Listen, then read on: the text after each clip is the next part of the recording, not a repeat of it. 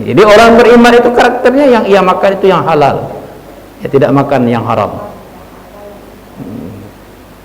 Kemudian yang kedua, apa karakter lebah itu? Kata Rasulullah, in akhrajat thayyibah. Kalau yang makan itu yang baik, yang keluarnya juga yang baik. Apa yang keluar dari lebah itu? Madu, bermanfaat bagi kita manusia. Sifat linnas, obat bagi manusia madu itu. Ya, jelas disampaikan Allah dalam Al-Quran. Alwanu yang bermacam-macam warna dari lebah itu menjadi sifat bagi manusia, menjadi obat bagi manusia. Itulah karakter ya, lebah itu, karakter orang beriman. Ya. Kalau yang ia makan yang halal, kemudian yang keluar dari kepribadian yang baik. Kepribadian yang baik, karakter yang baik yang keluar dari dirinya. Kalau dia mengecek, ya jaga lisannya. Nah, senang hati orang mendengarnya. Ya.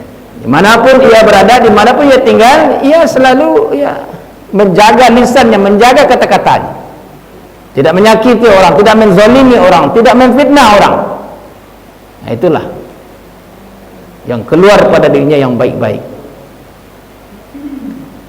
Kemudian yang ketiga, karakter lebah itu adalah wa in wuqi'at 'ala an-nudi lam tukihu.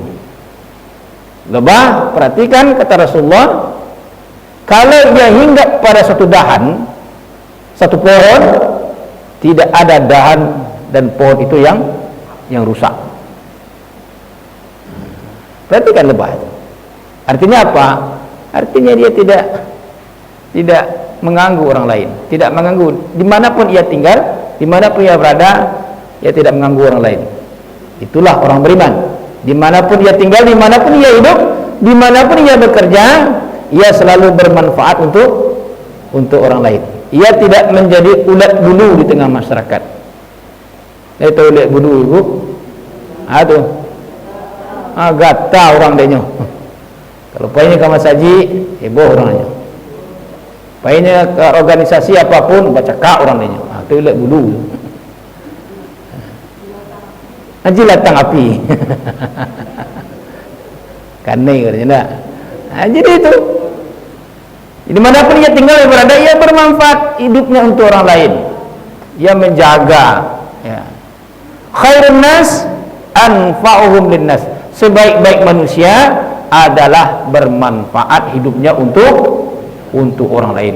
Wa habbul amal, sebaik-baik amal, sururun tidkhulu 'alal muslim, menggembirakan hati orang. Nah, jadi Nabi sendiri mengatakan, belajarlah ke lebah. Pelajari lebah. Makanya Allah cantumkan namanya dalam Al-Quran surah An-Nahl, lebah. Nah, kemudian yang terakhir Bapak Ibu, ada namanya surat Al-Ankabut. Apa Al-Ankabut? Laba-laba. Laba-laba. Apa yang bisa kita pelajari laba-laba ini?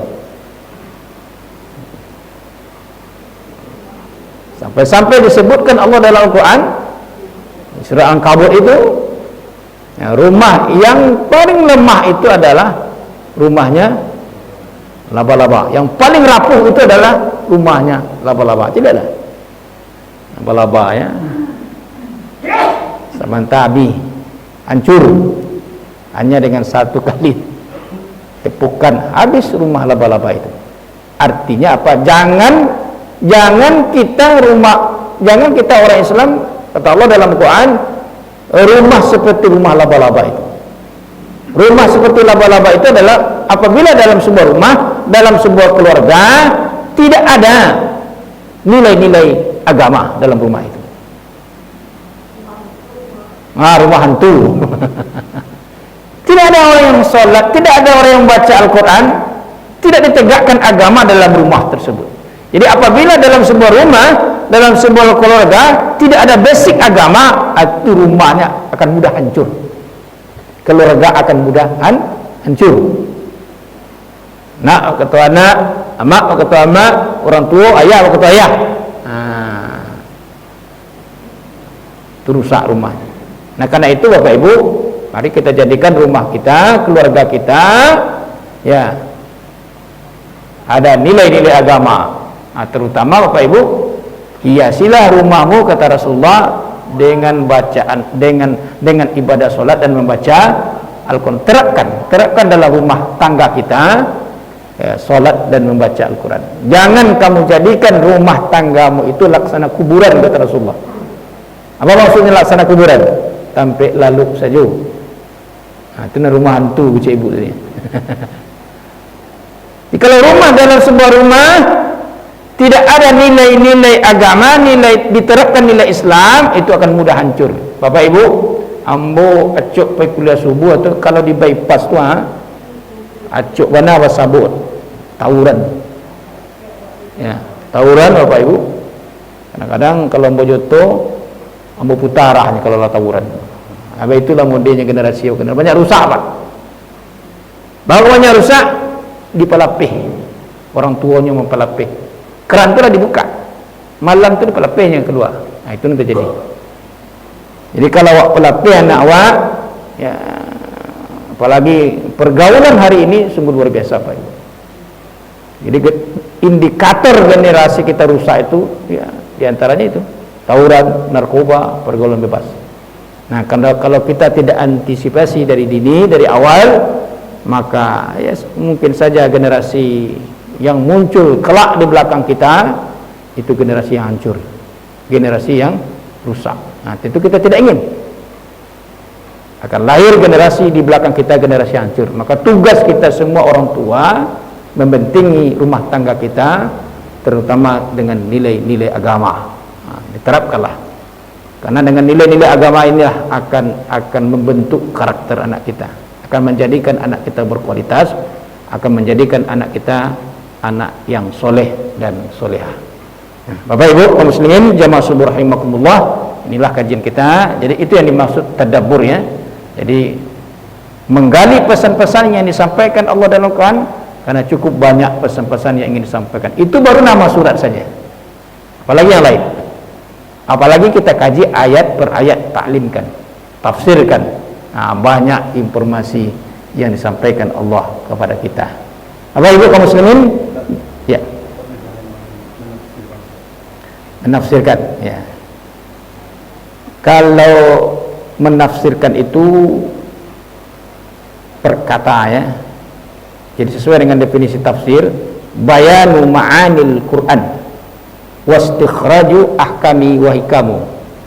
Jadi tafsir itu adalah menjelaskan makna-makna yang terkandung dalam Al-Quran, hikmah-hikmah, dan bayanu ma'anil Quran wastikhraju hikamu dan pelajaran yang kita ambil dari yang kita baca itu. Jadi tafsir itu lebih spesifik lagi. Lebih spesifik lagi.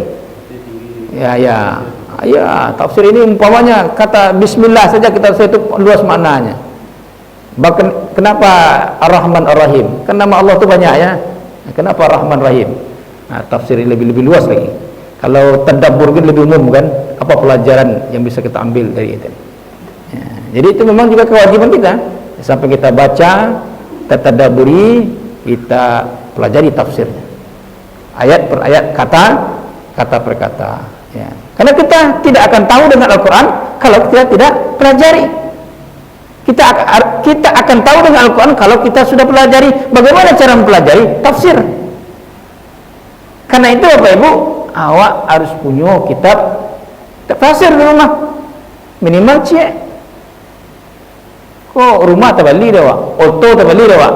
Tafsir? Aduh. Nah, kalau tidak ada kitab tafsir, minimal Bapak Ibu kan ada HP Android kan? Nah, di situ ada apanya itu? Aplikasinya, diunduh saja. Nah, sekarang kan zaman sudah canggih ya Pak. Tak perlu beli buku enggak. Di situ bisa loh. Ambo kadang-kadang ya mencari bahan ceramah itu, cari tafsir juga. Macam-macam itu banyak. Pelajari aja itu.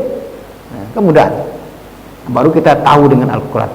Jadi kita akan tahu dengan Al-Quran kalau kita pelajari tafsir Al-Quran. Ya sederhana saja Bapak Ibu, pendek-pendek itu ya. ayat-ayat pendek saja dulu, baru berikutnya ayat yang panjang. Kita akan tahu dengan Al-Quran. Begitu Pak ya. Bapak Ibu, demikian saja kajian kita. Banyak maaf, billahi taufiq hidayah. Assalamualaikum warahmatullahi wabarakatuh.